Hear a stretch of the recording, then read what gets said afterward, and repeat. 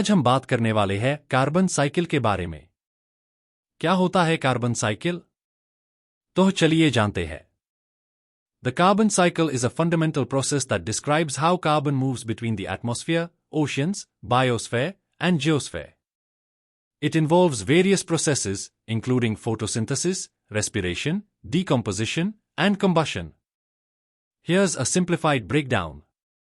Carbon चक्र एक मौलिक प्रक्रिया है जो बताती है कि कार्बन वायुमंडल, महासागरों, जीवमंडल और भूमंडल के बीच कैसे चलता है। इसमें प्रकाश संश्लेषण, श्वसन, अपघटन और दहन सहित विभिन्न प्रक्रियाएं शामिल हैं।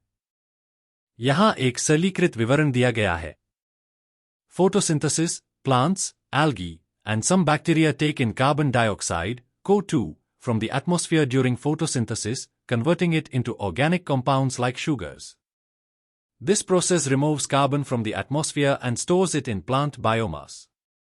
पौधे, शैवाल और कुछ बैक्टीरिया प्रकाश संश्लेषण के दौरान वातावरण से कार्बन डाइऑक्साइड, CO2, लेते हैं, इसे शर्करा जैसे कार्बनिक यौगिकों में परिवर्तित करते हैं। यह प्रक्रिया वायुमंडल से कार्बन को हटाती है और इसे पौधों के बायोमास में संग्रहित करती है। Second, consumption. Animals, including humans, consume plants or other animals, incorporating the carbon from these organic compounds into their own bodies. मनुष्य सहित जानवर, पौधों या अन्य जानवरों का उपभोग करते हैं, इन कार्बनिक यौगिकों से कार्बन को अपने शरीर में शामिल करते हैं। Third, respiration. Organisms release carbon dioxide back into the atmosphere through respiration, where organic compounds are broken down to produce energy, releasing CO2 as a byproduct. जीव श्वसन के माध्यम से कार्बन डाइऑक्साइड को वापस वायुमंडल में छोड़ते हैं, जहां कार्बनिक यौगिक ऊर्जा उत्पन्न करने के लिए टूट जाते हैं, उपोत्पाद के रूप में CO2 छोड़ते हैं।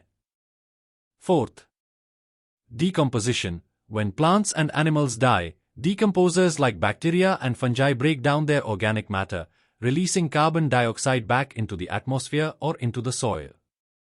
जब पौधे और जानवर मर जाते हैं, तो बैक्टीरिया और कवक जैसे डीकंपोजर उनके कार्बनिक पदार्थों को तोड़ देते हैं, जिससे कार्बन डाइऑक्साइड वापस वायुमंडल में या मिट्टी में निकल जाता है। Fifth, combustion.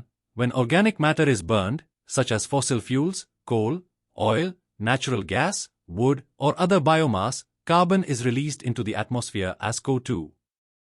जब कार्बनिक पदार्थ जलाए जाते हैं, जैसे जीवाश्म ईंधन, कोयला, तेल, प्राकृतिक गैस, लकड़ी या अन्य बायोमास, तो कार्बन को CO2 के रूप में वायुमंडल में छोड़ा जाता है।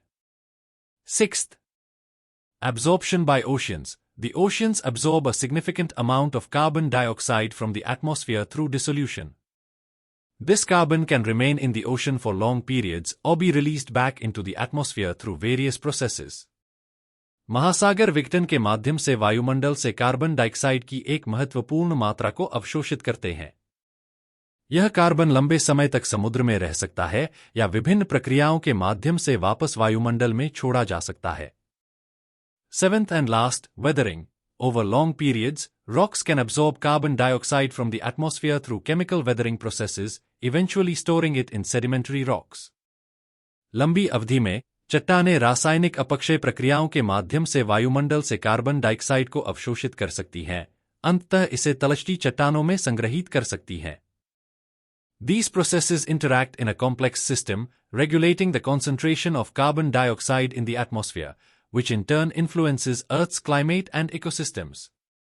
Human activities, particularly the burning of fossil fuels and deforestation, have significantly altered the natural carbon cycle, leading to an increase in atmospheric CO2 concentrations and contributing to global climate change.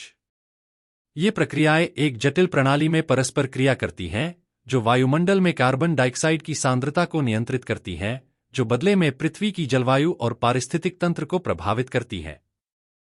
मानवीय गतिविधियों, विशेष रूप से जीवाश्म ईंधन के जलने और वनों की कटाई ने प्राकृतिक कार्बन चक्र को महत्वपूर्ण रूप से बदल दिया है, जिससे वायुमंडलीय CO2 सांद्रता में वृद्धि हुई है और वैश्विक जलवायु परिवर्तन में योगदान हुआ है।